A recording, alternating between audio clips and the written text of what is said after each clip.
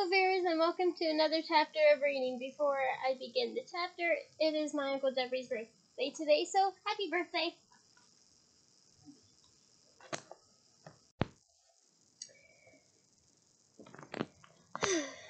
Now to get on with the chapter, shall we?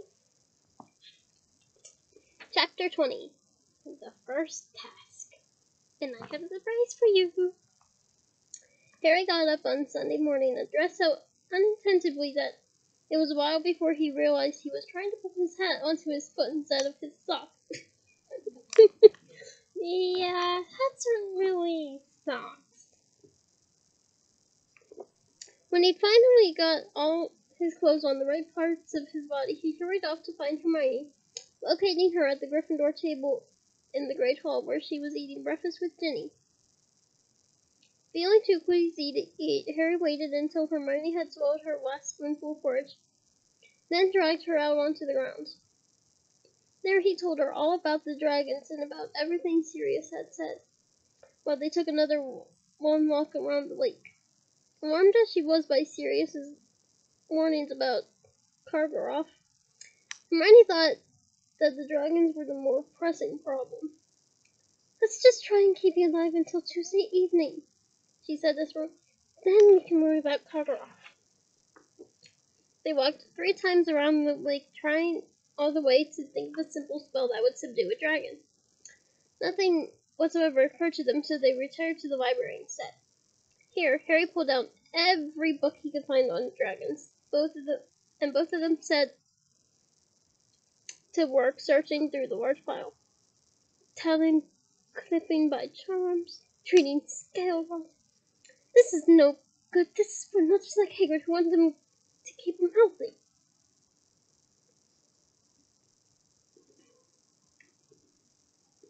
Dragons are extremely difficult to slay, owing to the ancient magic that imbues their thick hides, but which none but the most powerful spells can penetrate. But Sirius said a simple one would do it.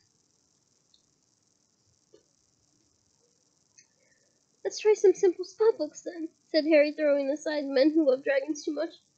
"I wonder if Hagrid is mentioned. And if he isn't, he should be."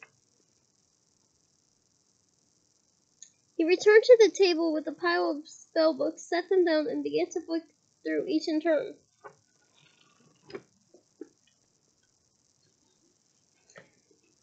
Hermione whispering non-stop at his elbows. "What are switching spells? But what's the point of switching it? Unless you swapped its fangs for wine gums or something that would make it less dangerous. The trouble is, like that book said, not much is going to get through a dragon's hide. I'd say transfigure it, but something that big, you haven't got a hope. I doubt even Professor McGonagall, unless you're supposed to put the spell on yourself. Maybe to give yourself extra powers, but they're not simple spells. I mean, we haven't done any of those in class. I only know about them because I've been doing our practice papers." "Oh, Hermione, we love you." "Hermione," Harry said through gritted teeth. "Will you shut up for a bit, please? I'm trying to concentrate." Yeah, I can kind of relate to that. Whenever I'm in the middle of having time to myself, or just want time strictly where I'm in my own world, I don't want to be left out of it. But all that happened when Hermione...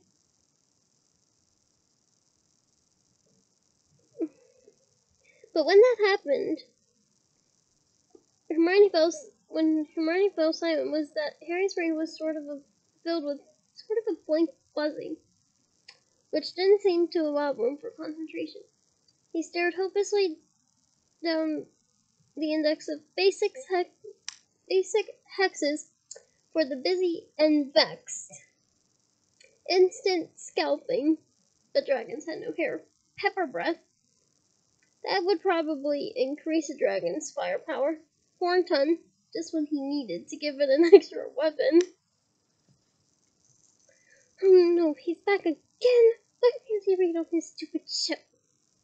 said Hermione irritably as Victor Crumb slouched and cast a swirly look over at the pair of them and settled himself in a distant corner with a pile of books. Come on, Harry. We'll go back to the common room. His fan club will be here in a moment. Twittering away. And sure enough, as they left the library, a gang of girls tiptoed past them, one of them wearing a Bulgarian sky tied around her waist. Seems to me like he's got many admirers. Harry barely slept that night. When he awoke on Monday morning, he seriously considered for the first time ever just running away from Hogwarts. But as he looked around the great hall at breakfast time and thought about what leaving the castle would mean, he knew he couldn't do it. It was the only place he had ever been happy. Well, he must have been happy with his parents too, but he couldn't remember that. Which makes sense if you think about it, considering how young Harry was. Somehow, the knowledge that he would rather be here and facing a dragon than back on Pivot Drive with Dudley was good to know. It made him feel slightly calmer. He'd finished his bacon with difficulty. His throat wasn't working too well. I can kind of relate. This side of me is a little painful at the moment. But nonetheless, I am going to read this for you. And as both he and Hermione got up, he saw Cedric Diggory leaving the Hufflepuff table. Cedric still didn't know about the dragons. The only champion who didn't. If Harry was right in thinking that, Maxime and Karkaroff would have told Borin and Krum respectively. Hermione, I'll see you in the greenhouses, Harry said, coming to his decision as he watched Cedric leaving the hall. Come on, I'll catch up. Harry, you'll be late. The bell's about to ring. I'll catch you up, okay? By the time Harry reached the bottom of the marble staircase, Cedric was at the top. He was with a load of six-year friends. Harry didn't want to talk to Cedric in front of them. They were among those who had been quoting Rita Skeeter's article at him every time he went near them. He followed Cedric at a distance and saw that he was heading toward the Charms corridor. This gave Harry an idea. Pausing at a distance from them, he pulled out his wand and took careful aim. Defiando! Cedric's bag split. Parchment, quills, and books spilled out of it onto the floor. Several bottles of ink smashed. Don't bother, said Cedric in an exasperated voice as his friends bent down to him. Telford, look, I'm coming. Go on. This is exactly what Harry had been hoping for. He slipped his wand back into his robes, waited until Cedric's friends had disappeared into their classroom, and hurried up the corridor, which was now empty of everyone but himself and Cedric.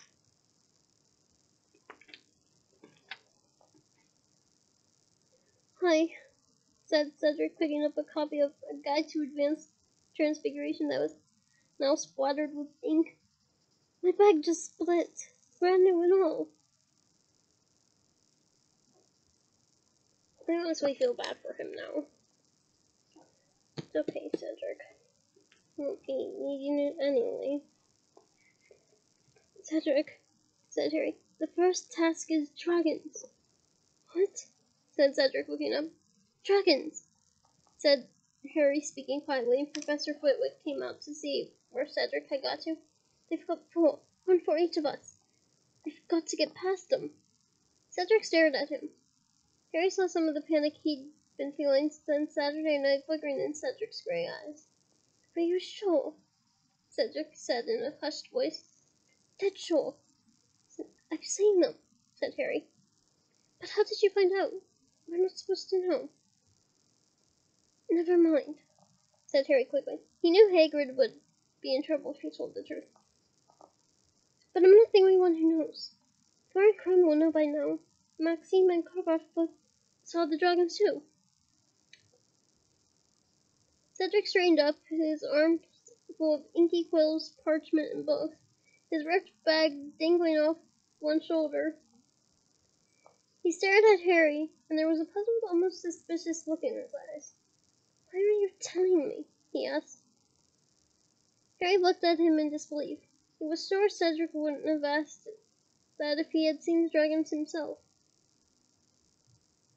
Harry wouldn't have let his worst enemy face those monsters unprepared. Well, perhaps Malfoy or Snape. "It's just there, isn't it?" he said to Cedric. "We don't know now. We're on an even footing, aren't we?" Cedric was still looking at him in a slightly suspicious way when Harry heard a familiar clunking noise behind him. He turned around and saw Mad-Eye Moody emerging from a nearby classroom. "Come with me, Potter," he growled. "Diggory, off you go." Harry stared apprehensively at Moody. Had he overheard them? "Professor, I'm supposed to be in biology." "Never mind that, Potter. In my office, please." Harry followed him, wondering what was going to happen to him now. What if Moody wanted to know how he found about the dragons? Would Moody go tell Dumbledore and tell on Hagrid? Or just turn Harry into a ferret? Well, it might be easier to get past a dragon if he were a ferret, Harry thought dully. He'd be smaller, much easier to see from a height of 50 feet. He followed Moody into his office. Moody closed the door behind them and turned to look at Harry, his magical eye fixed upon him as well as the normal one. "That was a very decent thing you just did, Potter," Moody said quietly. Harry didn't know what to say. This wasn't the reaction he had expected at all. "Sit down," said Moody. And Harry sat looking around. He had visited this office under two of its previous occupants. In Professor Lockhart's day, the walls had been plastered with beaming, linking pictures of Professor Lockhart himself. When Lupin had lived here, you were more likely to come across a specimen of some fascinating new dark creature he had procured for them to study in class. Now, however, the office was full of a number of exceptionally odd objects that Harry supposed Moody had used in the days when he had been an Auror. On the desk stood what looked like a large, cracked glass spinning top. Harry recognized it at once as a sneakoscope because he owned one himself, though it was much smaller than Moody's. In the corner on a small table stood an object that looked something like an extra squiggly golden television aerial. It was humming slightly. What appeared to be a mirror hung opposite Harry on the wall, but it was not reflecting the room. Shadowy figures were moving around inside it, none of them clearly in focus. "Like my dark detectors, do you?" said Moody, who was watching Harry closely. "What's that?" Harry asked, pointing at the squiggly golden aerial. "Secrecy sensor. Vibrates when it detects concealment and noise. No use here, of course. Too much interference. Students in every direction lie about why they haven't done their homework. Been humming ever since I got here. Had to disable my sneakoscope because it won't stop listening. It's extra sensitive. Picks up stuff by a mile around. Of course, it could be picking up more than kids' stuff," he added in a growl. "And what's the mirror for? Oh, that's my photoglass. See them out there soaking around? I'm not really in trouble until I see the whites of their eyes. That's when I open my trunk." He let out a short, harsh laugh and pointed to the large trunk under the window. It had 7 keyholes in a row. Harry wondered what was in there until Moody's next question brought him back down to earth sharply.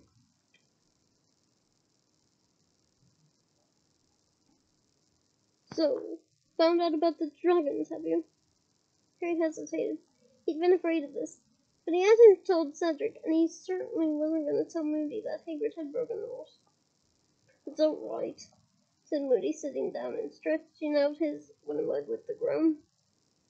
"Fighting's a traditional part of the Triwizard Tournament, and it always has been."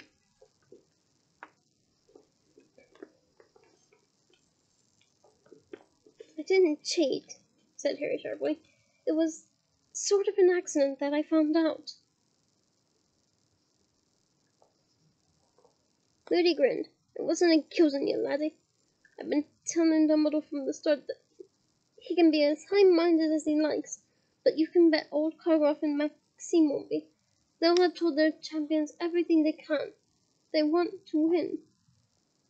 They want to beat Dumbledore. They'd like to prove he's only human. Moody gave another harsh laugh, and his magical eyes swiveled around so fast it made Harry feel queasy to watch it.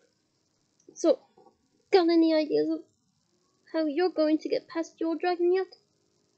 Said Moody. No, said Harry. Well, I'm not going to tell you,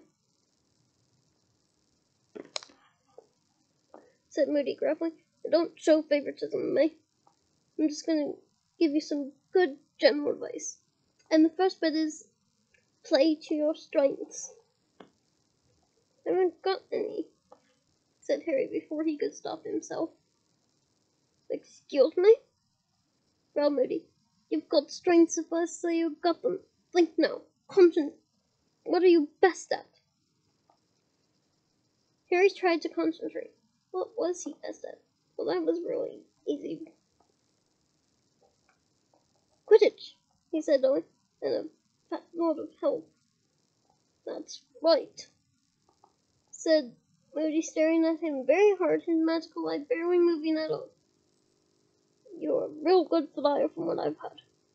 Yeah, but Harry stared at him. I'm not allowed to broom. I've only got my wand.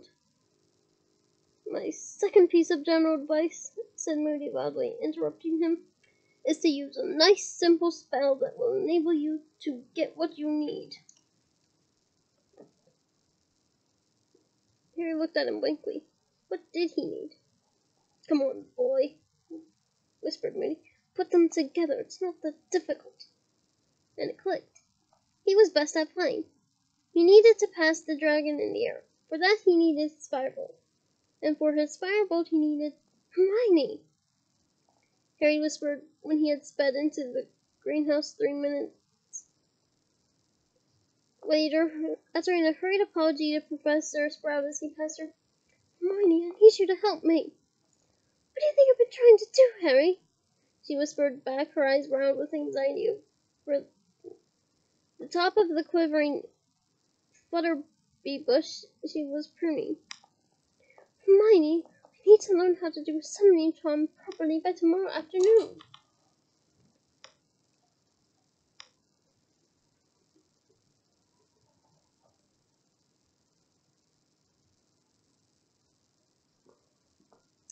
And so they practiced. They didn't have lunch, but headed for a free classroom, where Harry tried with all his might to make various objects fly across the room toward him. He was still having problems. The books and quills kept losing heart halfway across the room and dropping like stones to the floor. Concentrate, Harry, concentrate. What do you think I'm trying to do? Said Harry angrily. A great big dragon keeps popping up in my head for some reason.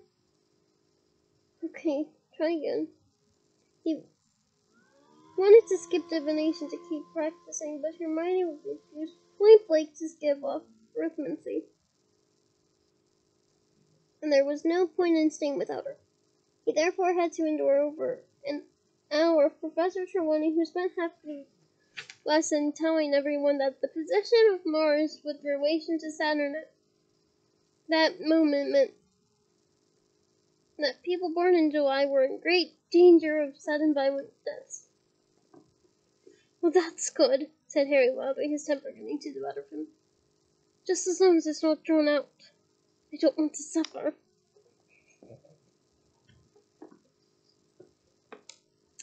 Ron looked for a moment as though he was going to laugh. He certainly caught Harry's eye for the first time in days. But Harry was still feeling too resentful toward Ron to care. He spent the rest of the lesson trying to attract small objects toward him under the table with his wand. He managed to make a fly zoom straight into his hand, though he wasn't entirely sure that was his prowess at summoning terms, or perhaps the fly was just stupid. Which do you think it is? Please, let me know. He forced down some dinner after divination, then returned to the empty classroom with Hermione, using the invisibility cloak to avoid the teachers. They kept practicing until past midnight. They would have stayed longer, but Peeves turned up and pretending to think that Harry wanted things thrown at him, started chucking chairs across the room. Harry and Hermione left in a hurry before the noise attracted Filch and went back to the Gryffindor common room, which was now mercifully empty. Ah, that sounds like paradise. At 2 o'clock in the morning, Harry stood near the fireplace, surrounded by heaps of objects: books, quills, several upturned chairs, an old set of gobstones, and Neville's soap. Trevor. Only in the last hour, Harry had really got the hang of summoning charm.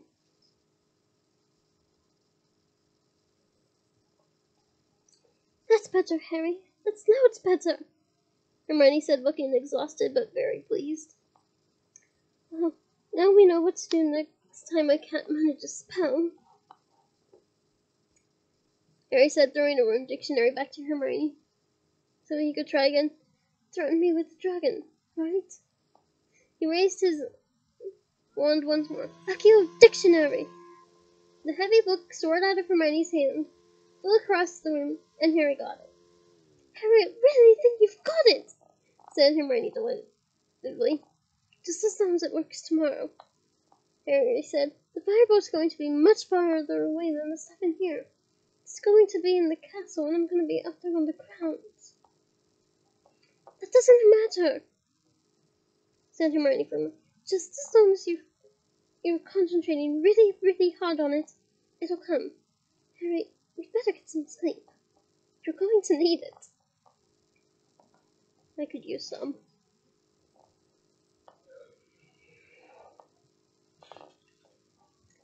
Harry had been focusing so hard on learning the summoning charm that evening that some of his blind panic had left him.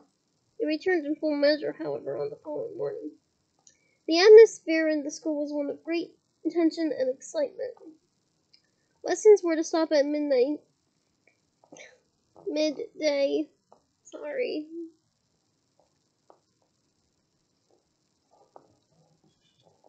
Giving all the students time to get down to the dragon's enclosure, though, of course, they didn't know what they would find there yet.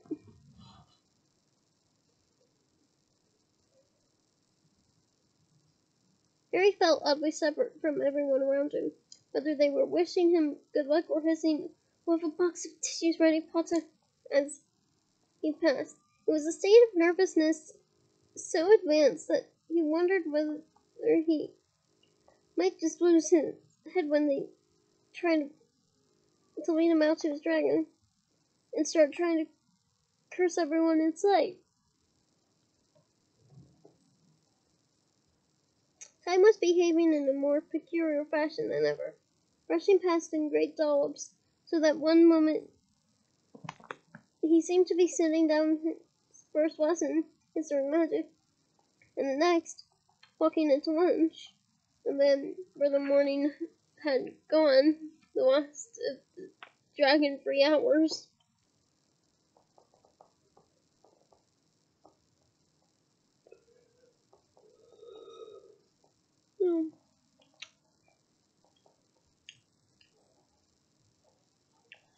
Professor McGonagall was hurrying over to him in the Great Hall. Lots of people were watching. Potter, the champions have come down onto the grounds now. You have to get ready for your first task. Okay, said Harry, standing up, his fork falling onto his plate with a clatter. Good luck, Harry, Hermione whispered. You'll be fine. Yeah, said Harry in a voice that was most unlike his own. He left the great hall with Professor McGonagall. She didn't seem herself either. In fact, she looked nearly as anxious as Hermione. As she walked him down the stone steps and out into the cold November afternoon, she put her hand on his shoulder. Well, it's not November or afternoon, but it is rather chilly in this room.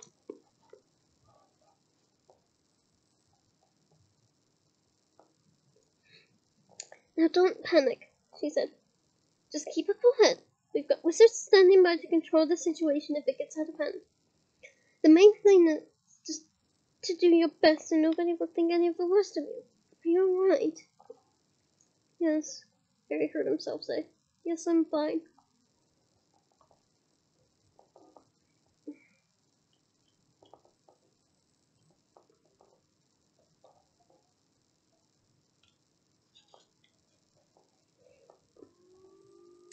She was leading him toward the place where the dragons were, around the edge of the forest. But when they approached the clump of trees behind which the enclosure would be clearly visible, Harry saw a tent had been erected, its entrance facing them, screening the dragons from view. "You're to go in here with the other champions," said Professor McGonagall in a rather cheeky sort of voice, "and wait for your turn, Potter. Mr. Bagman is in there. He'll be telling you the procedure. Good luck." "Thanks," Harry said in a flat, distant voice. She left him at the entrance of the tent. Harry went inside.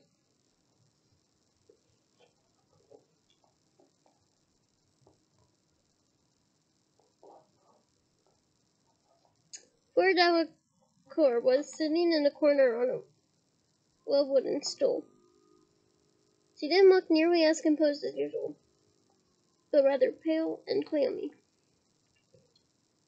Victor Crumb looked even surlier than usual, which Harry supposed was his way of showing his nerves. Cedric was pacing up and down. I kind of would do the same thing, honestly. When Harry entered, Cedric gave him a small smile, which Harry returned, feeling the muscles in his face working rather hard, as though they forgotten how to do it. "Harry, good old," said Bagman, happily looking around him. Come in, make yourself at home." Bagman looked somehow like a slightly overblown cartoon figure, standing amid all the pale-faced champions. He was wearing his old wasp robes again.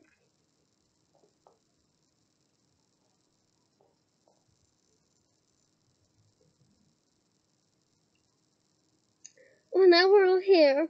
Time to fill you in,"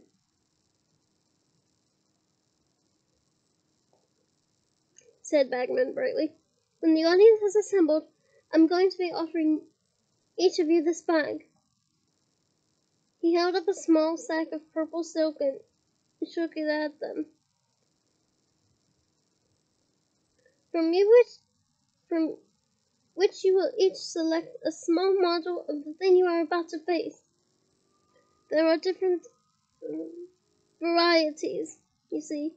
And I have to tell you something else, too. Yes. Your task is to collect the golden egg."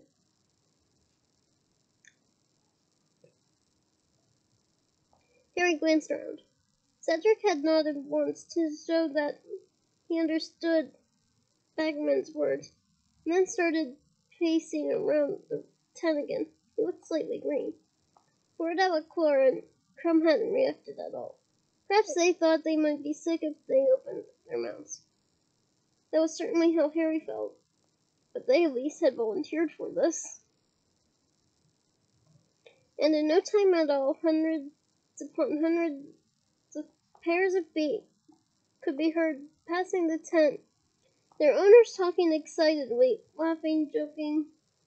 Harry felt as separate from the crowd as though they were a different species. And then it seemed like about a second later to Harry, Bagman was opening the neck of the purple silk sack. "Ladies first," he said, offering it to poor Delacour.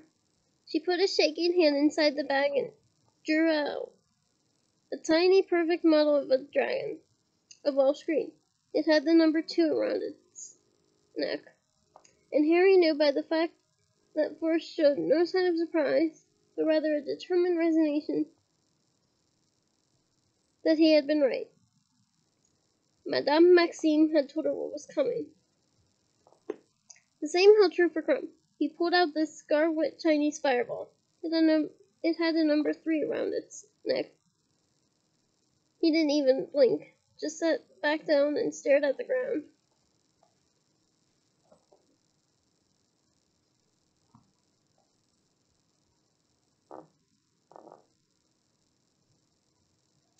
Cedric put his hand into the bag, and out came the bluish-gray Swedish short snout, the number 1 tied around its neck. Knowing what was left, Harry put his hand into the silk bag and pulled out the Hungarian horned tail with the number 4. It stretched its wings as he looked down at it and bared its minuscule fangs. "Well, there you are," said Bagman. You have each pulled out the dragon you face, and the numbers refer to the order in which you are to take on the dragons, do you see? Now I'm going to have to leave you in a moment, because I'm commentating. Mr. Diggory, you're first. Just go out into the closer when you hear a whistle, all right? Now, Harry, could I have a quick word outside? Yes, said Harry blankly. And he got up, going outside of the tent with Bagman, who walked with him a short distance away into the trees, and then turned to him with a fatherly expression on his face. "Feeling all right, Harry? Anything I can get you?" "What?" said Harry. No, nothing." "Got a plan?" said Bagman, lowering his voice conspiratorially. "'Cause I don't mind sharing a few pointers if you like 'em. You know, Bagman continued, lowering his voice still further. "You're the underdog here, Harry. Anything I can do to help?" "No," said Harry so quickly he knew he had sounded rude. "No, I know what I'm going to do. Thanks." "Nobody would know, Harry," said Bagman, winking at him.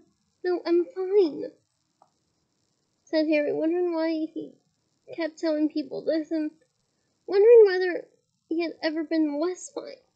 "I've got a plan worked out. I whistle had one summer." "Good Lord, I've got to run," said Bagman in alarm, and he hurried off. Harry walked back to the tent and saw Cedric emerging from it, greener than ever. Harry tried to wish him luck as he walked past, but all that came out of his mouth was a sort of hoarse grunt. Harry went back inside to Fort and Crumb. Seconds later, they heard the roar of the crowd, which meant Cedric had entered the enclosure and was now face to face with the living counterpart of his model. It was worse than Harry could have ever imagined. Sitting there and listening, the crowd screamed, yelled, gasped like a single many-headed entity, as Cedric did whatever he was doing to get past the Swedish horseman. Crumb was still staring at the ground, for it had now taken to retracing Cedric's steps around and around the tent. Bagman's commentary made everything much, much worse.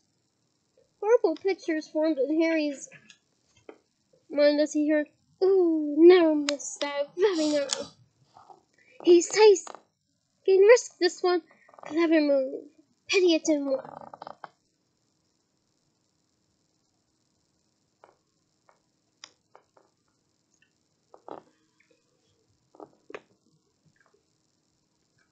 And then after about 15 minutes, Harry heard the deafening roar that could only mean one thing.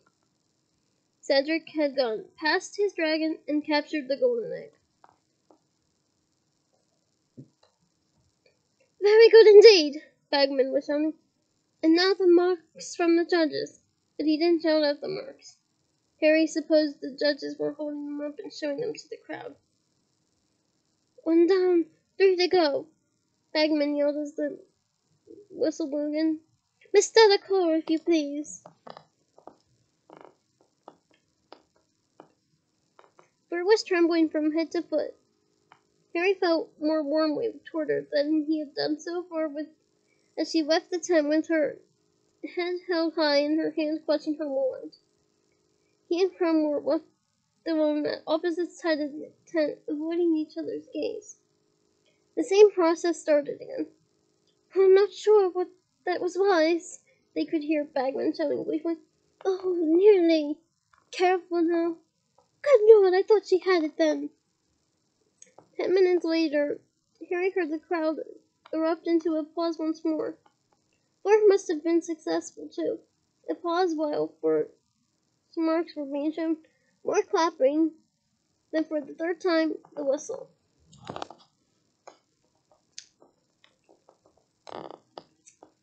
And here comes Mr. Crumb, cried Bagman, and Crumb slouched out, leaving Harry quite alone. He felt much more aware of his body than usual, very aware of the way his heart was pumping fast, as his fingers tingling with fear.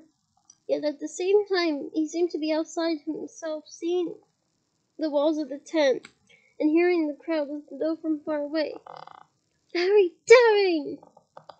Bagman was yelling, and Harry heard the Chinese fireball emit a horrible roaring shriek while the crowd drew its collective breath. That's some nerve he's showing. And yes, he scooped the egg! Applause shattered the wintry air like breaking glass. Crumb had finished. It would be Harry's turn at any moment. He stood up, noticing dimly that his legs seemed to be made of marshmallow. Marshmallows.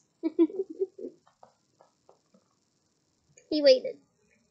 Then he heard the whistle blow. He mouthed out of the entrance of the tent, the panic rising into a crescendo inside him. Now he was walking past the trees through a gap in the enclosure fence. He saw everything in front of him as though it was a highly covered dream. There were hundreds and hundreds of faces staring down at him from the sands that had been magic there since he last stood on his spot. And there was the horntail. At the end of the enclosure, crouched low with her clutch of eggs, her wings half furled, half evil yellow, her yellow evil eyes upon him, a monstrous scaly black lizard thrashing her spiked tail, leaving a yard-long gouge marks in the hard ground.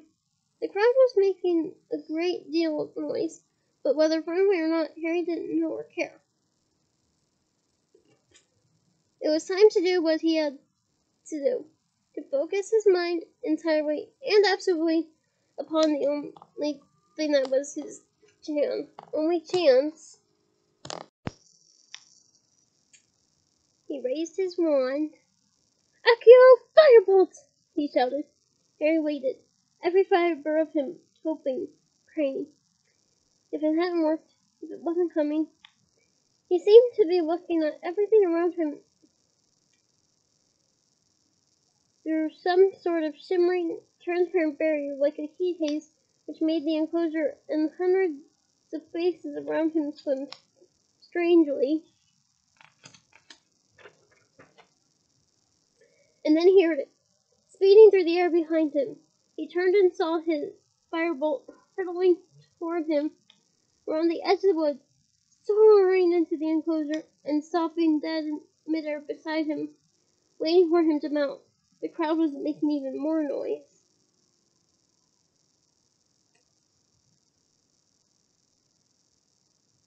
Bagman was shouting something, but Harry's ears were not working properly. Listening wasn't important. He swung his leg over the broom and kicked off up the ground, and a second later, something miraculous happened. As he soared upward, as the wind rushed through his hair, as the crowd's faces became more flesh-colored pinpricks below, and the horntail shrank to the size of the dog, he realized he had left not only the ground behind, but also his fear. He was back where he was born. This was just another Quidditch match. That was all. Just another Quidditch match. And that Horntail was just another ugly pudding king. He looked down at the clutch of eggs and spotted the gold one, leaning against its cement-covered fellows, residing safely between the dragon's front legs.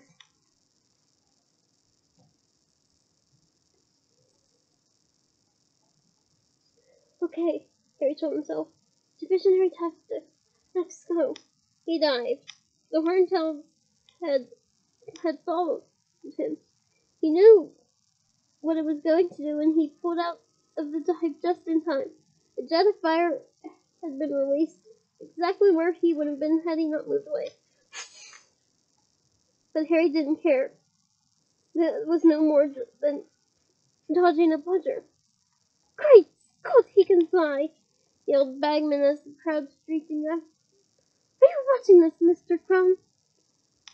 Harry soared higher in his circle. The Horntail was still following his progress,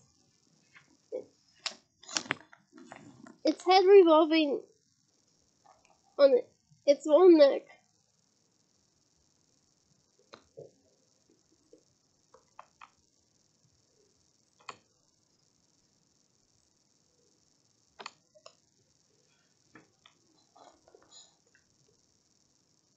If he kept this up, it would be nicely dizzy.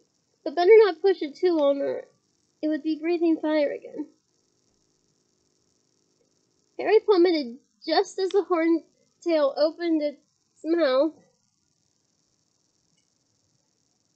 But this time he was less lucky. He missed the flames, but the tail came whipping up to meet him in sail, and as he swerved to the left, one of the wand spikes grazed his shoulder, ripping his robes. He could feel it stinging, but he could hear screaming and groans from the crowd. But the cut didn't seem to be deep. Now he zoomed around the back of the Horntail, and a possibility occurred to him. The Horntail didn't seem to want to take off. She was too protective of her wings, though she writhed and twisted, furrowing and unfurling her wings too, and keeping those fearsome yellow eyes on Harry. She was afraid to move too far from them, but he had to persuade her to do it, or he'd never get near him. The trick was to do it carefully, gradually. He began to fly.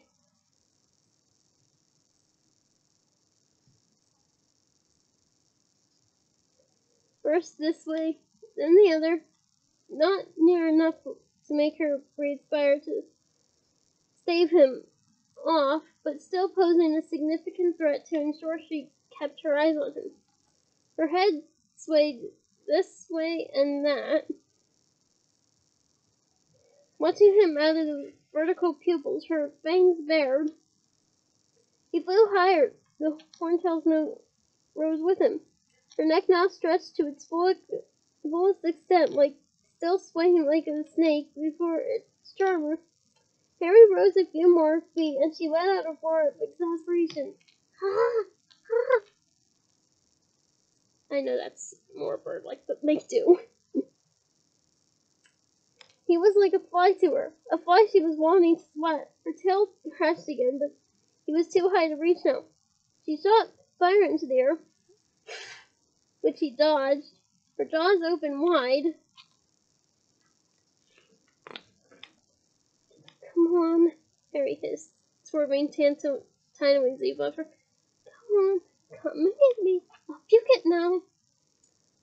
And then she reared, spreading her great black weathery wings at last as wide as those of a small airplane, and Harry dived. Before the dragon knew what he had done, or where he had disappeared to, he was speeding toward the ground as fast as he could go, toward the eggs now unprotected by her clawed front legs. He had taken his hands off his firebolt. He had seized the golden egg.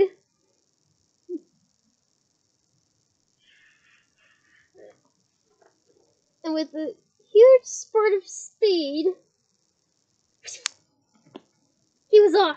He was soaring Out over the stands, the heavy egg safely his uninjured arm, and it was though somebody had turned the volume back up. For the first time, he became more properly aware of the noise of the crowd, which was screaming and applauding as loudly as the Irish supporters at the World Cup.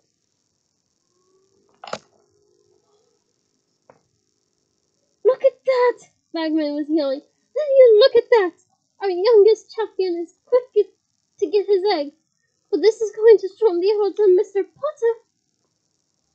Harry saw the dragon keepers rushing forward to subdue the horntail, and over at the entrance to the enclosure, Professor McGonagall, Professor Mooney, and Hagrid hurrying to meet him, all of them waving toward them, their smiles evident even from this distance.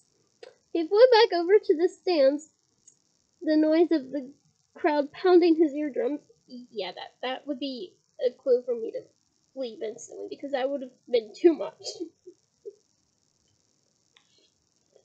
And came in smoothly to land, his heart lighter than it had been in weeks.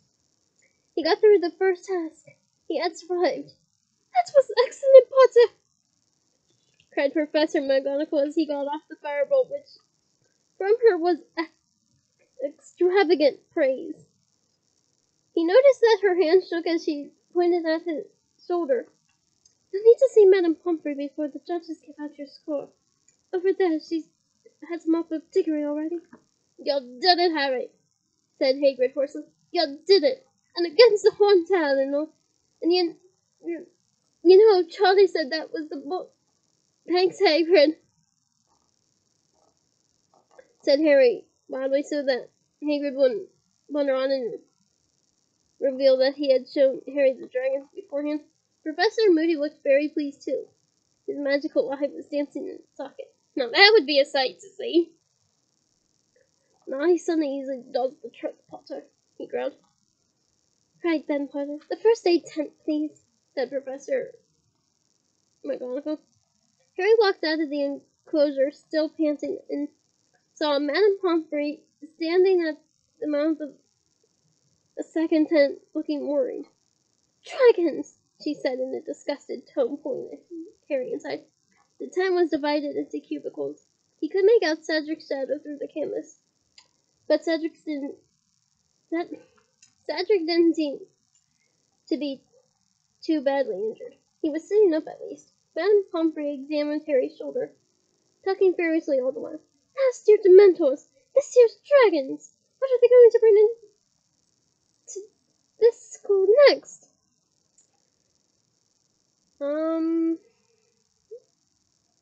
A pink toad? "You're very lucky. This is quite shallow. It'll need cleaning before I heal it up, though."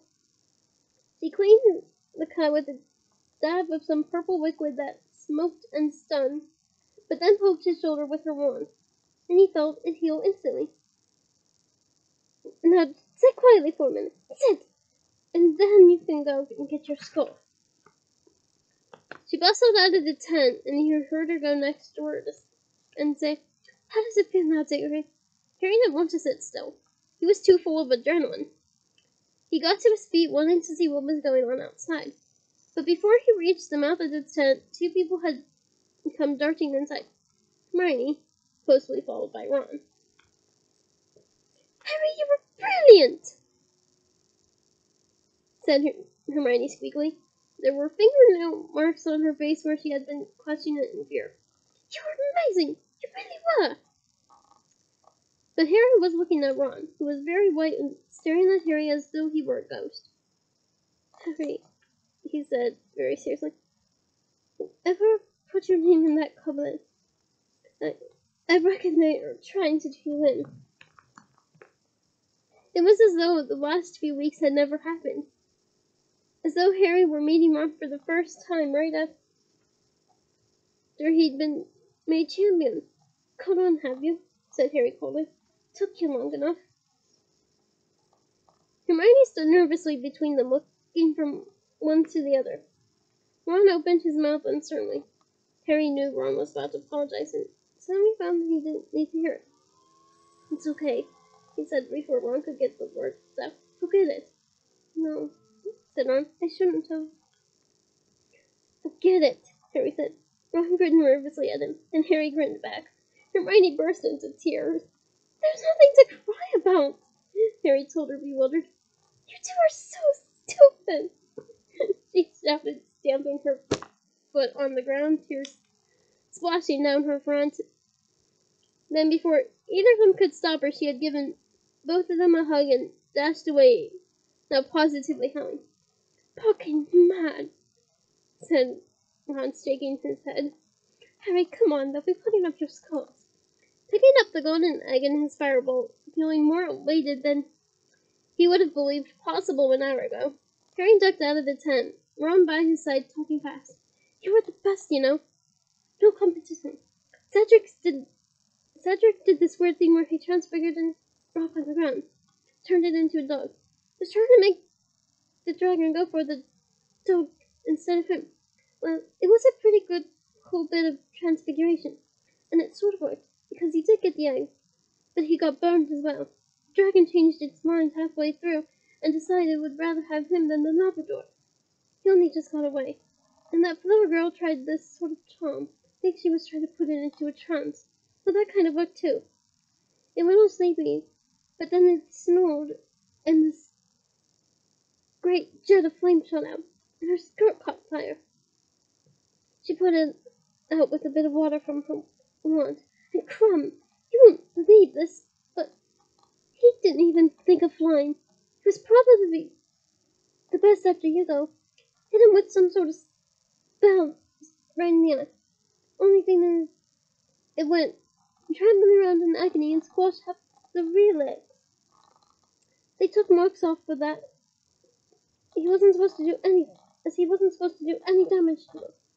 Ron drew breath in as he and Harry reached the edge of the enclosure.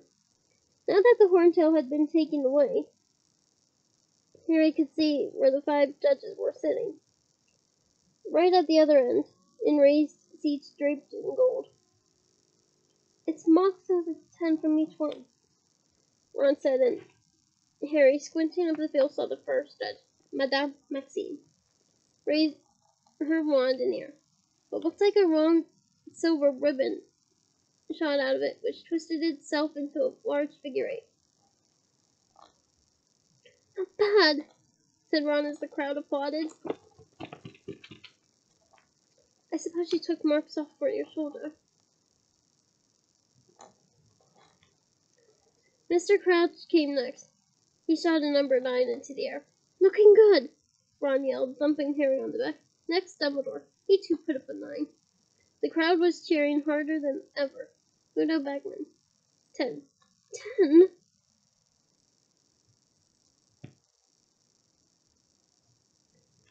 Said Harry in disbelief. But I got hurt. What's he playing at? Harry, don't complain, Ron yelled excitedly. And now Karkaroff raised his wand. He paused for a moment, then shot a number out of his wand too. 4. What? Ron bellowed fiercely. 4? You lousy scumbag! You gave Crumb 10! But Harry didn't care. He wouldn't have cared if Karkaroff had given him 0. Ron's indignation on his behalf was worth about 100 points to him. Aww. He didn't tell Ron this, of course, but his heart felt lighter than air as he turned to leave the enclosure. And it wasn't just Ron. Those weren't the only Gryffindors cheering in the crowd. When it had come to it, when they had seen what he was facing, most of the school had been on his side as well as Cedric's. He didn't care about the Slytherins. He could stand whatever they threw at him now. You're tied in first place, Harry. You can come, said Charlie Weasley, hurrying to meet the moose. They set off back toward the school. Listen, I've got to run. I've got to go and tell Mum and Hal. I swore I'd tell her what happened. But that was unbelievable! Oh yeah, and they told me to tell you that you've got to hang around for a few more minutes. Bagman wants a word back in the champion's tent. Ron said he would wait, so Harry re-entered the tent, which somehow looked quite different now. friendly and welcoming. He thought back to how he felt while dodging the horntail and compared it to the long wait before he walked out to face it. There was no comparison. The wait had been immeasurably worse. Yeah, waiting's hard for me too, Harry. Fleur, Cedric, and Crumb all came in together. One side of Cedric's face was covered in a thick orange paste, which presumably was mending his burn. He grinned at Harry when he saw him. Good one, Harry. And you, said Harry, grinning back. Well done, all of you, said Ludo Bagman, bouncing into the tent and looking as pleased as though he personally had just got past the dragon. Now, just a few quick words. We've got a nice long break before the second task, which will take place at 9:30 on the morning of February the 24th, 3 days before my birthday. But we're giving you something to think about in the meantime. If you look down at those golden eggs you're all holding, you'll see that they open. See the hinges there?